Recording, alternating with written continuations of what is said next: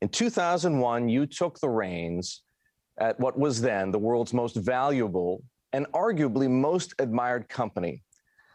The company you left 16 years later was a turnaround case. What happened?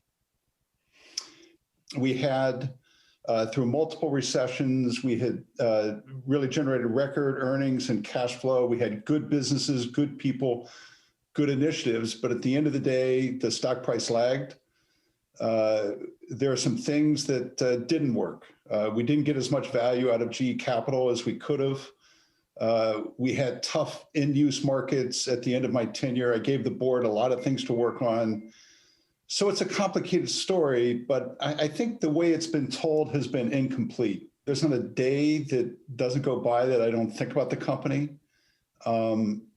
There is a sense I have that if I let people down, that wears on me. Did all my decisions work? No, they didn't.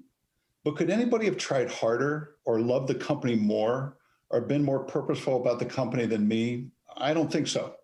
Jeff, for years, you declined to criticize Jack Welch, your predecessor, the man you succeeded as CEO. But he emerges from your narrative as something of a scoundrel, maybe even a bit of a villain, and someone you grew to dislike. Why the change of heart? I'm tougher on myself than I am on anybody else, including Jack. And so I loved him. I respected him. There were times when he did things that angered me. And it's important for people to see the totality of the story and not just one side or another. I really tried not to be, tell my side of the story. I just tried to tell the story, the truth, a complete picture. You single out one person for what I would describe, Jeff, as savage criticism, Steve Bowles, who ran the power business at GE. Why is that? Look, there's been much written about the power business at GE. Let's tell the whole story and not just a slice of it. And that's what we try to do, is tell the whole story and not just one slice of it. And again, I'm more critical of myself than anybody else.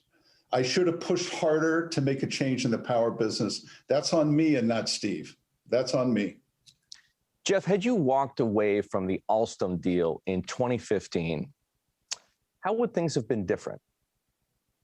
I probably should have walked away, and if I had to do over again, I would have. But again, that wouldn't have been necessarily easy as well, because we would have gotten sued in France, and there's a whole series of other things that went with it. But if I had it to do over again, I would have probably walked away, just because there were too many other things going on at the same time. How do you think things would have played out differently for you? Oh, gosh, I just think the narrative changes, again, because I think one of the things that gets portrayed is that, I steamrolled my leaders all the time and I wasn't listening. And I think, again, if you reflect through the book, and when I have a narrative that's created by all the people that worked around me, there were just many instances where inside the company, people could push back, and we ended up changing our strategy and our course.